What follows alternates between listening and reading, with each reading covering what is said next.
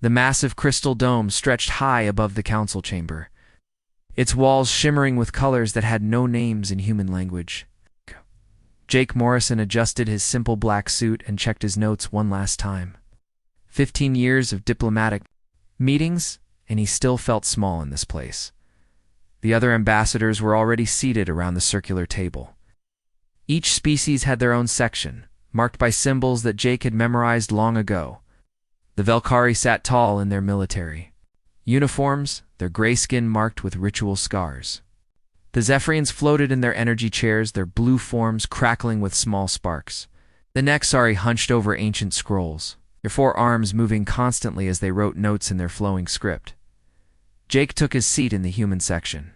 The chair was smaller than the others, positioned slightly back from the main circle. Lisa Parker sat beside him, her tablet ready to record everything. She gave him a small nod. They had done this dance many times before. Chairman Vexstar struck the ceremonial gong with his massive fist. The sound rang through the chamber like thunder. His yellow eyes swept across the room, pausing briefly on Jake before moving on. The council will now address the matter of territorial assignments in the Tau Ceti system, Vexstar announced. His voice carried the weight of centuries of military command. The mining rights and research zones must be distributed among the member species. Ambassador Quindel of the Nexari raised one of his 4 hands.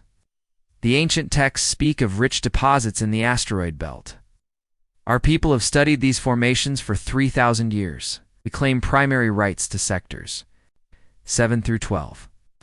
The Zephyrian representative, a being that called itself Flux, sparked brighter. Your ancient studies mean nothing. Our technology can extract materials at rates your people cannot match. We require sectors 1 through 6 for optimal efficiency. Jake listened as the other species made their demands. The Velkari wanted military outposts on the larger asteroids. The hegemony species claimed historical rights to the outer planets. One by one, they carved up the system among themselves.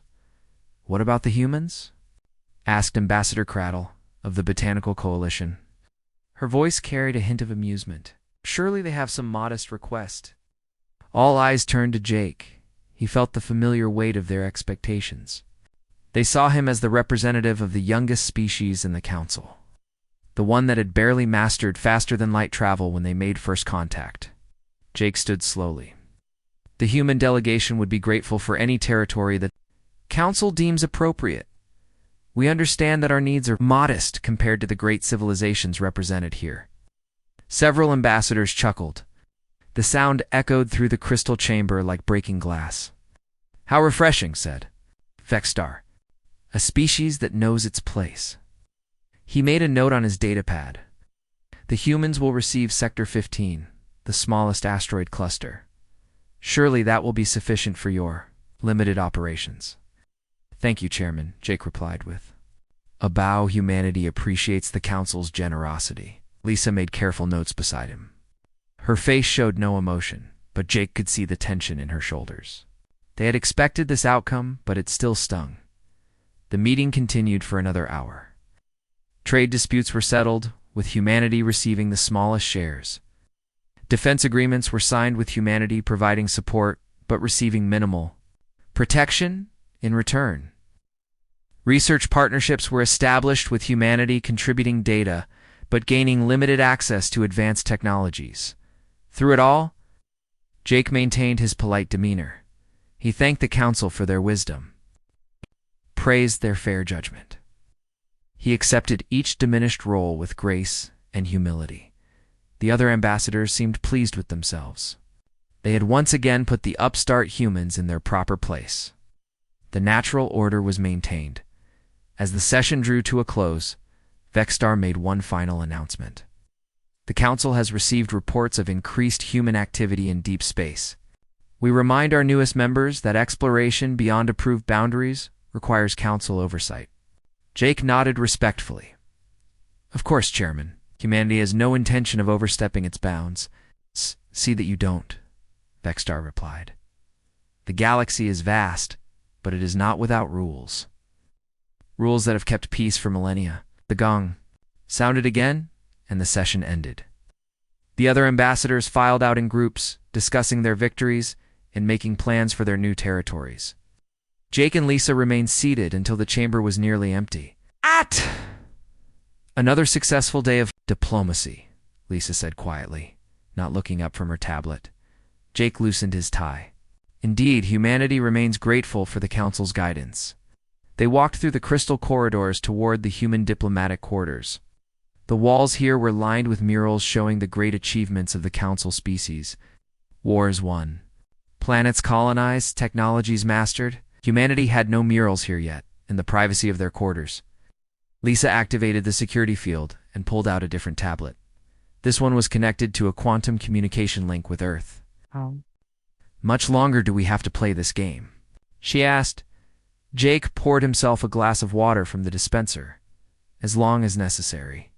The Admiral's timeline hasn't changed. It's getting harder to watch them divide up the galaxy like we don't exist. Let them, Jake said, their arrogance. Serves our purpose. Lisa uploaded the session data to the secure link. Within minutes, it would be analyzed by teams back on Earth. Every word, every gesture, every tactical decision would be studied and cataloged. The Valkyrie are planning something, Lisa observed. Did you see how Vexstar kept checking his military advisors? I saw. They think 15 years is long enough to assess the human threat. They're probably right. A soft chime indicated an incoming message. Lisa read it and smiled for the first time that day. The UES Liberty has reached the Tau Ceti system. They should be in position within the week. Jake nodded. And the other preparations? On schedule? Admiral Cross confirms that all ships are ready. Through the window, Jake could see the homeworlds of the Council species in the distance. Powerful civilizations that had dominated the galaxy for thousands of years. They had built their empires on the assumption that strength came from technology. From ancient wisdom, from military might, they had never considered that it might come from patience. Send a message to Earth, Jake said. Tell them we're ready for the next phase. Lisa typed the coded message. Do you think they'll be surprised? Jake watched a Valkyrie patrol ship pass by the window. Its crew probably thought they were guarding the Council station from external threats. They had no idea that the greatest change in galactic history was about to begin from within. Oh yes, Jake said softly. They're going to be very surprised, as the message was sent with a quantum burst. That would reach Earth in seconds. Soon, very soon, the galaxy would learn what humanity had been doing for the past 15 years, while everyone thought they were struggling to keep up. The Council had made one critical error in their assessment of human nature. They had mistaken politeness for weakness, restraint for inability, and patience for acceptance.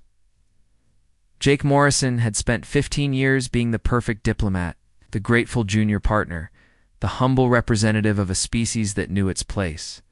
Tomorrow, he would begin the process of showing the galaxy what humanity was really capable of. The Crystal Chamber, where he had been dismissed and diminished, would soon witness a very different kind of human diplomacy, one that would shake the foundations of galactic civilization itself. But for now, Jake Morrison continued to play his role, a polite, grateful, harmless human ambassador who posed no threat to anyone. The galaxy would learn otherwise soon enough. 3 weeks after the territorial meeting, Jake Morrison was awakened by the emergency alert signal. The harsh red light filled his quarters as Lisa Parker's voice came through the communication system. Jake, we have a problem. Emergency council. Session in 30 minutes. Jake rolled out of bed and quickly dressed. Emergency sessions were rare. In 15 years of diplomatic service, he had seen only 3. Each one had meant major shifts in galactic politics. The crystal chamber buzzed with activity when Jake arrived. The other ambassadors were already in heated discussion. Chairman Vexstar stood at the center, his gray skin darker than usual. This was never a good sign. The session will come to order, Vexstar announced, striking the gong with more force than necessary. We have received disturbing reports from the Tau Ceti system. Jake took his seat, maintaining the same humble posture he had perfected over the years. Lisa sat beside him, her tablet ready. She gave him a quick glance that said, she had already heard the news. Ambassador Quindel of the Nexori spoke first. Our deep space monitors detected unusual energy signatures in Sector 15. The area assigned to the humans? All eyes turned to Jake. He felt the familiar weight of their suspicion. I'm not aware of any unusual activities in our territory. Perhaps there's been some mistake. There is no mistake, said Flux, the Zephyrian representative. Sparks danced around their energy form. Our advanced sensors detected quantum fluctuations consistent with breakthrough faster-than-light technology. Jake blinked in apparent confusion. I'm sorry, but I don't understand. Human technology is far behind yours. We're still using the basic FTL drives you helped us build. The Botanical Coalition ambassador, Kretel, leaned forward. Your research vessel, the UES Liberty, has been in the system for 2 weeks. What exactly are they researching? Their asteroid mining surveys, Jake replied. We're looking for basic materials to support our colonies. Nothing more advanced than what the Council has already approved. Vexstar activated a holographic display in the center of the chamber. The image showed a detailed scan of the Tau Ceti system. Sector 15 glowed with unusual energy patterns. These readings suggest the discovery of something far beyond basic. Mining operations, Vexstar said. The energy signatures match theoretical models for revolutionary propulsion technology. Jake studied the display with apparent puzzlement. I'm afraid I don't understand the technical details. Perhaps you could. Explain what this means. Several ambassadors exchanged glances. They had grown accustomed to human technological ignorance over the years. It was one of the many things that made humanity seem harmless, said Ambassador Turkin of the Hegemony, that your people may have stumbled upon something. That could change the balance of power in the galaxy. The weight of those words settled over the chamber. For thousands of years, the Council species had maintained their dominance through careful control of advanced technology. If humanity had discovered something truly revolutionary, it threatened everything. I assure you, Jake said, humanity has no intention of disrupting galactic stability. We're grateful for our place in the Council and would never abuse your trust. Your intentions are not the issue, Vexter replied. The issue is that your species lacks the wisdom to handle such discoveries safely. The galaxy has seen what happens when advanced technology falls into the wrong hands. Lisa spoke up quietly. What do you suggest we do? The Council has decided. To establish a protective oversight committee, announced Quindel. All research data from the Liberty must be transferred to Council custody for proper evaluation. Jake felt a chill run down his spine. Transferred. But this is human territory, assigned by the Council itself. Assigned territory comes with responsibilities, Vexstar said. One of those responsibilities is ensuring that dangerous discoveries are properly managed. The other ambassadors nodded in agreement. They had made similar decisions before when younger species had advanced too quickly. It was for the greater good of galactic civilization. How long would this oversight last? Jake asked. As long as necessary, Flux replied. Until the Council determines that humanity is ready to handle such technology responsibly. Jake knew what that meant. The Council would never determine that humanity was ready. It would study the discovery, reverse engineer it for their own. Use and humanity would remain in their carefully assigned place. I'll need to consult with Earth, Jake said. This is a significant decision that requires approval from our government. There is no time for consultation, Vexstar declared. 3 Council fleets are already en route to Tau Ceti. They will arrive within 48 hours to provide security for the transfer operation. The blood drained from Jake's face. 3 fleets? That seems excessive for a simple research transfer. The fleets are for protection, said Kretel. There are many species in the galaxy who would seek to exploit such a discovery. We cannot allow that to happen. What about the Liberty's crew? Lisa asked. Military Security Chief Mortek spoke for the first time. His voice carried the cold efficiency of someone who had handled many such operations. The crew of 47 humans will be relocated for debriefing. They will be treated well, but they cannot be allowed to spread information about the discovery. Jake's hands gripped the edge of his seat. Relocated? For how long? Until the Council completes its evaluation, Mortek replied. The safety of The galaxy requires careful handling of potentially dangerous information. The chamber fell silent. Jake could hear his own heartbeat in the crystal walls. 15 years of careful diplomacy, of building trust, of proving humanity's peaceful intentions, and it all came down to this moment. "I need 48 hours to contact Earth," Jake said. "Surely the Council can grant that much time." "Decision has been made," Vexter announced. "The fleets are already in transit. You may contact Earth to inform them of the Council's decision. But the operation will proceed as planned." "This is our territory," Jake said, his voice slightly strained. "The Council granted it to us." "The Council can also revoke it," Vextar replied. For the greater good of galactic civilization, the other ambassadors murmured their agreement.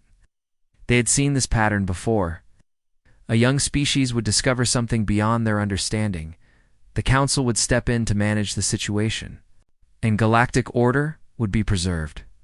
Jake stood slowly. "I respectfully request a recess to consider the Council's decision." "Request denied," Vexter said. "The Council requires an immediate response."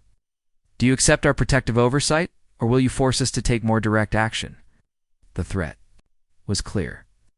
Accept the Council's terms, or face the consequences of 3 military fleets arriving in human territory. Jake had spent 15 years avoiding exactly this kind of confrontation. Double quotes Jake began, then stopped. He looked around the chamber at the faces of beings who had never seen humanity as anything more than a useful junior partner. They expected him to bow, to accept their wisdom, to be grateful for their protection. "I need to make a call," Jake said finally. Vextar nodded. "You have 5 minutes. The Council will wait." Jake activated his secure communication device. The quantum link connected him directly to Earth's diplomatic command. When Admiral Helen Cross appeared on the small screen, her expression was grim. "Admiral," Jake said carefully, "the Council has detected our activities in Tau Ceti there, sending 3 fleets to assist with the research." Admiral Cross nodded. "I understand. Are you ready to proceed with the next phase?" Jake looked around the chamber at the alien faces watching him with a mixture of pity and superiority. 15 years of being underestimated, dismissed, and patronized. 15 years of careful preparation for this exact moment. "Yes," Jake said quietly. "I think it's time." The call ended, and Jake turned back to face the Council. For the first time in 15 years, he wasn't sure how this was going to end. Jake Morrison returned to his seat in the Council chamber. The alien ambassadors watched him with expressions ranging from pity to impatience. They had given him 5 minutes to accept reality, and now they expected his surrender. Chairman Vextar leaned forward. "Have you reached a decision, Ambassador Morrison?" "I have," Jake replied. His voice carried a strange calmness that Lisa had never heard before. "But first I believe the Council should know the current status of your 3 fleets." Vextar's yellow eyes narrowed. "What do you mean?" "Perhaps you should contact Fleet Commander Korthok," Jake suggested. "I think you'll find the situation has changed." The Valkyrie chairman activated his communication device. Static filled the chamber for several seconds before a weak signal came through. Commander Korthok's voice was strained and confused. "Chairman, we have a ... situation. All 3 fleets are dead in space. Weapons offline, engines offline, life support running on emergency power." The chamber erupted in shocked voices. Ambassador Quindell rose from his seat. "What happened? Who attacked you?" "That's just it," Korthok replied. "No one attacked us. Our systems simply stopped working, all at once. Every ship in all 3 fleets." Vextar stared at Jake with growing suspicion. "This is impossible. Our ships use different technologies, different systems. They cannot all fail simultaneously." Jake remained seated, his hands folded calmly in his lap, lest someone understood exactly how all those systems work. The main display screen in the chamber flickered to life. Admiral Helen Cross appeared. Her gray hair pulled back in a military bun. She wore the dark blue uniform of Earth's Deep Space Fleet, though most of the Council had never seen it before. "Good afternoon, Council members," Admiral Cross said. "I'm Admiral Helen Cross, Commanding Officer of the Human Deep Space Fleet. I believe you have some questions about recent events." Vextar found his voice first. What have you done to our ships? We've disabled them, Admiral Cross replied, matter-of-factly. All weapons, engines, and navigation systems are offline. Your crews are safe, but they're not going anywhere. Impossible, Flux sparked angrily. Human technology is decades behind ours. You couldn't possibly what? Admiral Cross interrupted. Reverse engineer every piece of technology you've shared with us over the past 15 years? Study every system on every ship that's docked at Council stations? Learn from every technical manual you've provided. The silence in the chamber was deafening. Jake watched as understanding began to dawn on the alien faces around him. You see, Admiral Cross continued, while you've been treating us like children, who barely understand fire, we've been very busy students. Every trade agreement, every technology transfer, every generous gift has been carefully studied and improved upon. Ambassador Kretel leaned forward. But your manufacturing capabilities, your research facilities are far more advanced than we've led you to believe, Jake said, speaking for the first time since Admiral Krauss appeared.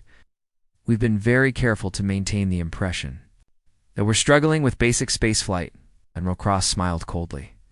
For example, those basic FTL drives you helped us build. We've been producing our own versions for 12 years. Versions that are significantly faster and more efficient than yours. The mining operations in Tau Ceti, Jake added. We discovered the breakthrough technology 3 months ago. The UES Liberty wasn't there to research anything. She was there to serve as bait. Vexter's fist slammed onto the table. We needed to understand your true intentions, Jake explained. 15 years of diplomacy, and we still weren't sure if you saw us as genuine partners or just useful subordinates. Your response to the discovery told us everything we needed to know. Military Security Chief Mortek activated his communication device. All units converge on the human diplomatic section. Authorization code red. Nothing happened. No acknowledgement, no response. No movement from the security forces stationed throughout the council complex. Admiral Cross chuckled. I'm afraid your security forces are experiencing the same technical difficulties as your fleets. It's amazing how vulnerable complex systems become when someone understands them better than their creators. Jake stood slowly. The movement seemed to command the attention of every being in the chamber.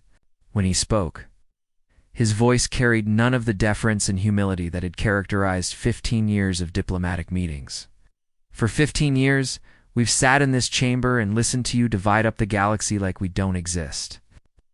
Accepted your scraps, thanked you for your generosity, and played the role of grateful junior partners. Lisa Parker activated her tablet. The holographic display in the center of the chamber changed, showing real-time images from the Tau Ceti system. The 3 council fleets floated helplessly in space, their running lights dim. But while we've been playing the part of harmless primitives, Jake continued, we've been building something you never expected. A fleet that incorporates the best aspects of all your technologies, commanded by people who understand warfare better than you remember. The images changed, showing sleek human vessels emerging from behind asteroids and planetary shadows.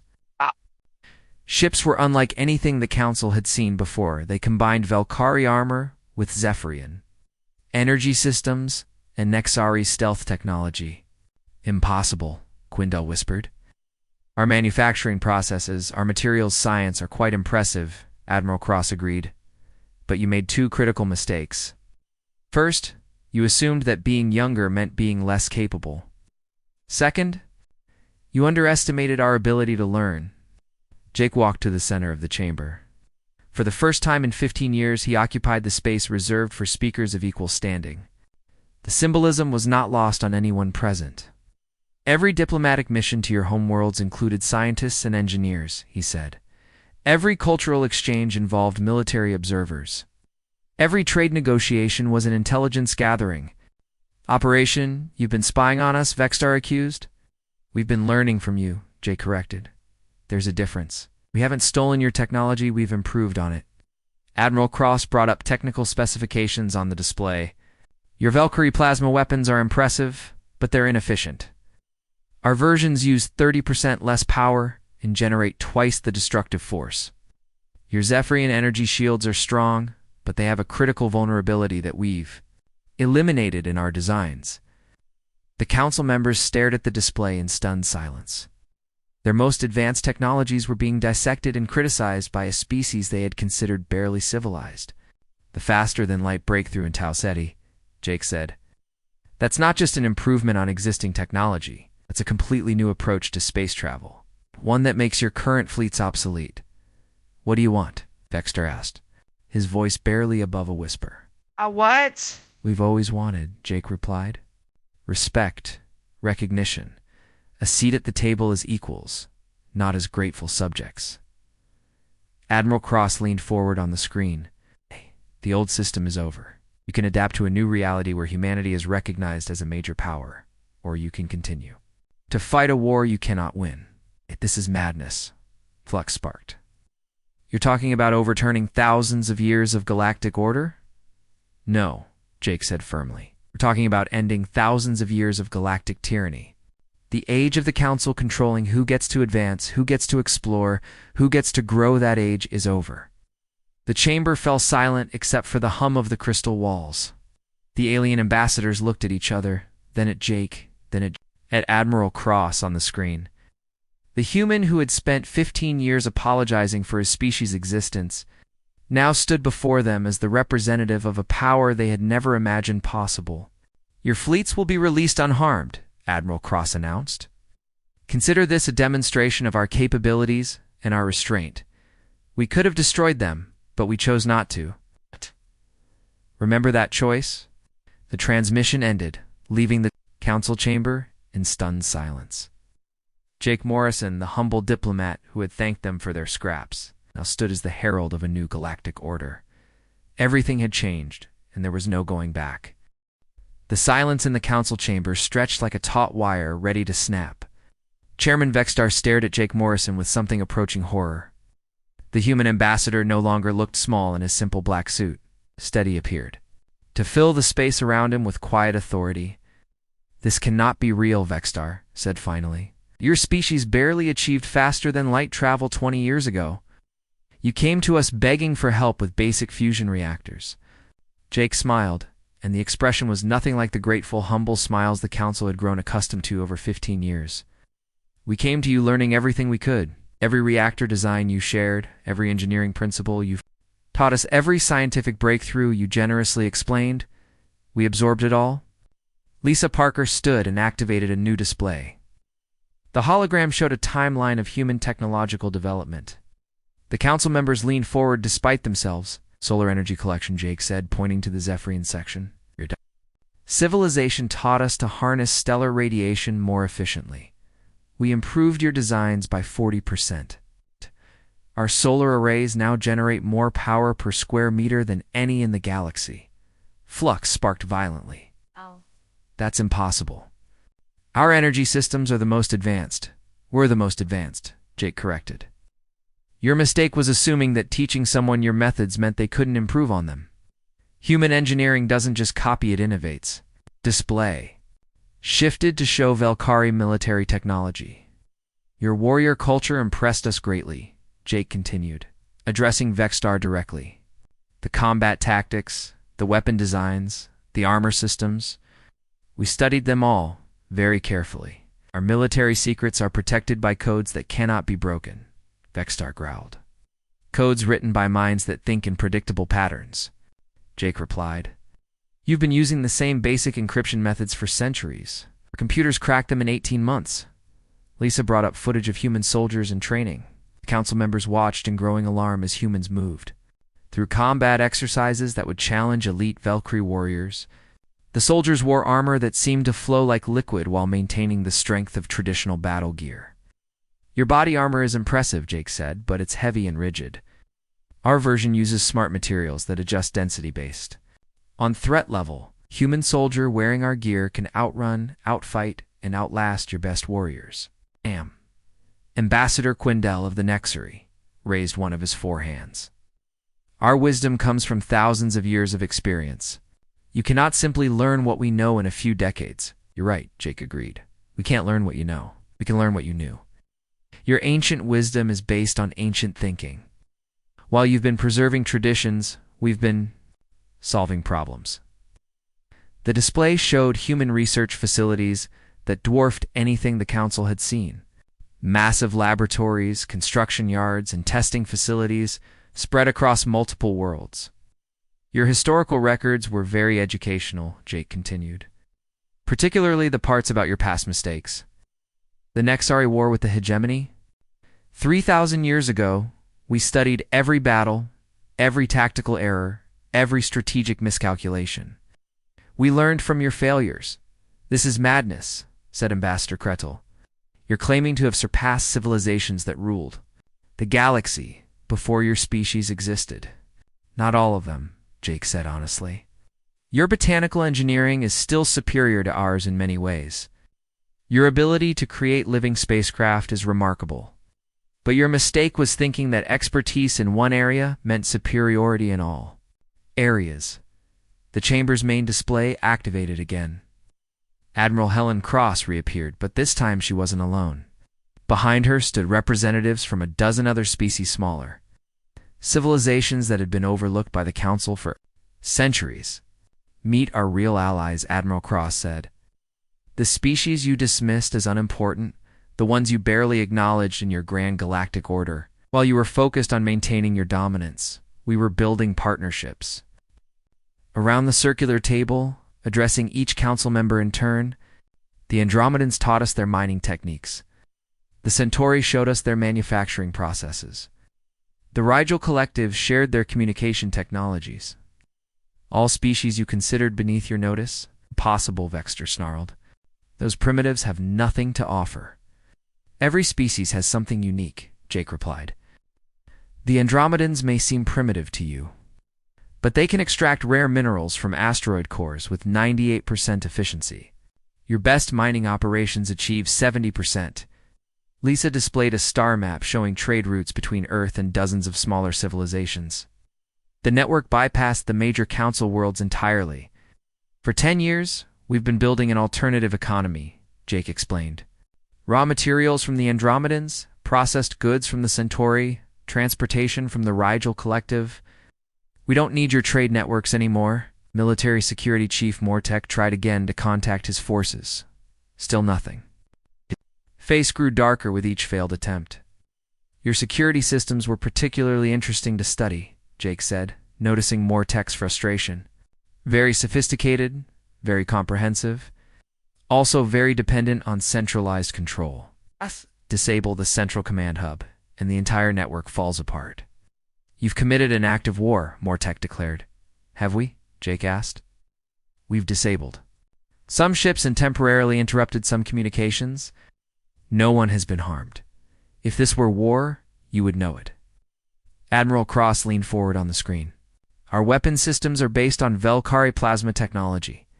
ENHANCED, with Zephyrian energy focusing, and powered by improved fusion cores. A single human battleship can now outgun an entire council fleet. You're bluffing, Vextar said, but his voice lacked conviction. Are we? Jake asked. He nodded to Lisa, who brought up real-time sensor data from the Tau Ceti system. Perhaps you'd like to verify that with your own scanners. The council members watched as their instruments confirmed. What they didn't want to believe? The human fleet surrounding their disabled ships was massive dozens of vessels that registered as technologically superior to anything in the council's arsenal.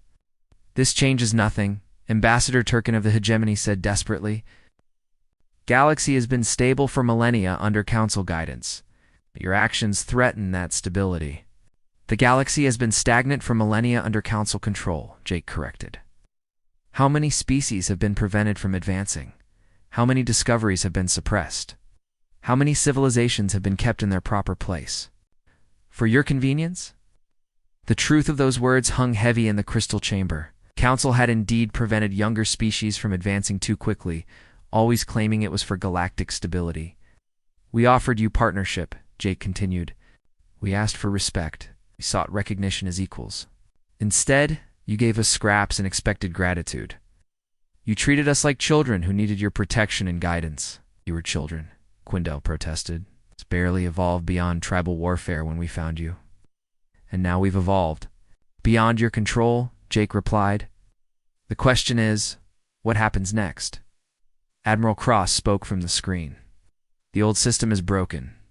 You can work with us to build something better, or you can fight us to preserve something that no longer serves the galaxy's needs. What are you proposing? Vexter asked reluctantly. Dissolution of the Council as it currently exists, Jake said simply. Replacement with a true democratic assembly where all species have equal voice and equal vote. No more senior civilizations dictating to junior ones. No more arbitrary territorial assignments. No more technological gatekeeping. Council members exchanged shocked glances. They were being asked to voluntarily give up power they had held for thousands of years. And if we refuse? Flux asked. Jake's expression hardened. Then you'll discover that human patience has limits. We've shown you our restraint. Us to show you our capabilities. The chamber fell silent again. Through the crystal walls, they could see other species' ships arriving at the Council station. Ships from the civilizations that humanity had been quietly allying with for years. The age of Council dominance was ending, whether they accepted it gracefully or not. Jake Morrison, the humble human ambassador, had become the architect of a galactic revolution, and the revolution had only just begun. The crystal chamber had never felt smaller to Chairman Vextar. He looked around at his fellow council members and saw the same mixture of shock and defeat in their eyes. The humans had outmaneuvered them completely, and everyone in the room knew it. Jake Morrison stood in the center of the chamber. He was no longer the humble ambassador, but the representative of a power that could reshape the galaxy. His quiet confidence filled the space more effectively than any show of force. You have 1 hour to decide, Jake said simply. Accept the new framework for galactic governance, or face the consequences of opposing it. This is blackmail, Ambassador. Tarkin protested. This is democracy, Jake corrected. For the first time in galactic history, every species will have an equal voice.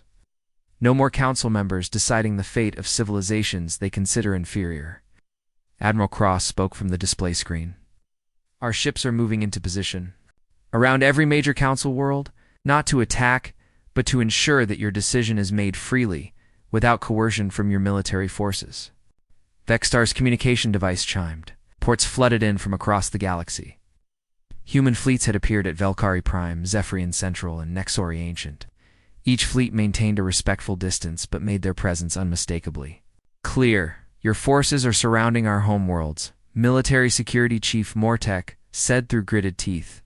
Our allies are ensuring peaceful transition, Jake replied. The same way your fleets have ensured peace for thousands of years.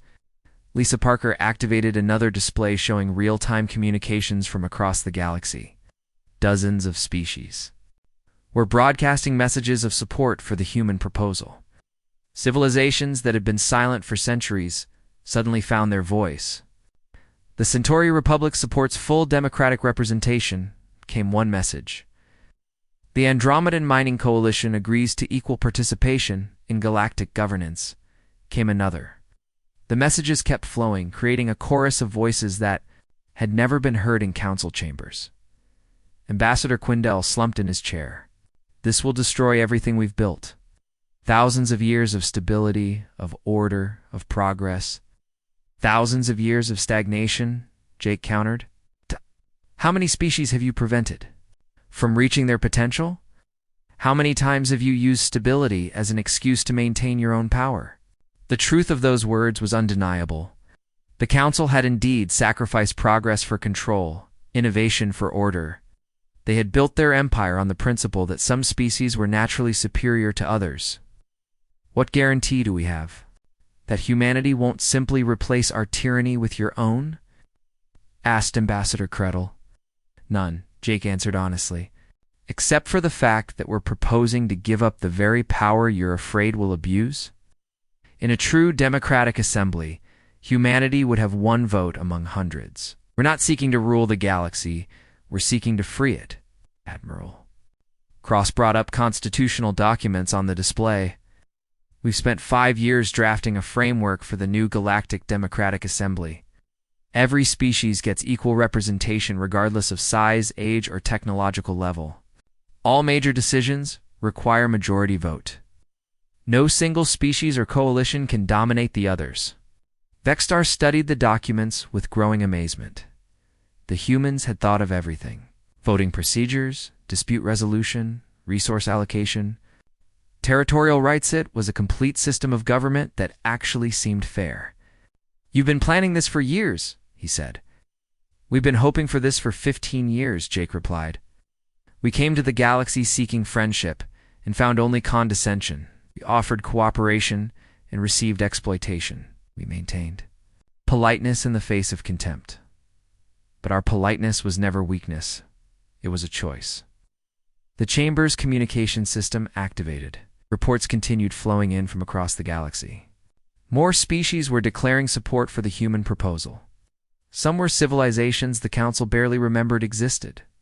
"The Tau Epsilon Collective joins the call for democratic reform," announced one transmission. "The Binary Star Alliance supports equal representation for all species," came another.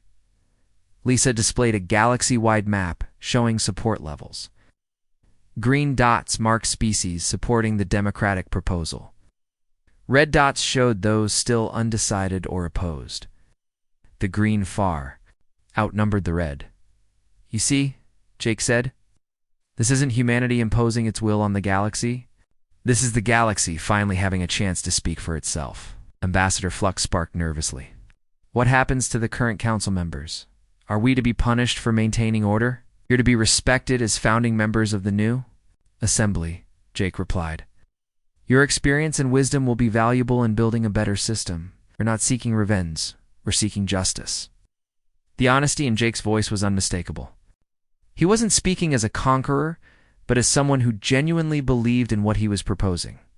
"Admiral," Cross leaned forward on the screen, "our fleets are being powered back up as we speak.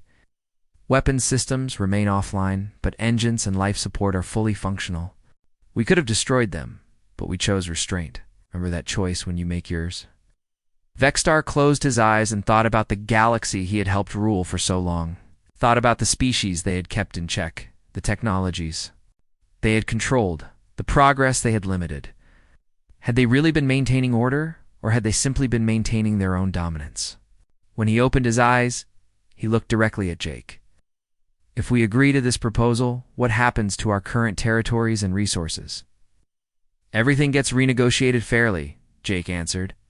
"No species loses their homeworlds or colonies, but the arbitrary territorial assignments based on perceived superiority end. Resources get distributed based on need and contribution, not on ancient claims or military power. And our technologies, our military advantages, shared freely among all member species, the same way smaller civilizations will share their innovations with you. The age of technological hoarding ends with the Council's monopoly on power." The logic was inescapable. The humans had already proven they could take whatever they wanted by force. Instead, they were offering to share power equally among all. Species Lisa brought up a timer on the display. 30 minutes remaining. The tension in the chamber was almost unbearable. Thousands of years of galactic order hung in the balance, waiting for a decision that would reshape civilization itself. "I have a question," said Ambassador Kretel quietly. "Why now? You could have revealed your capabilities gradually taken. Control slowly. Why this dramatic confrontation?" Jake smiled sadly.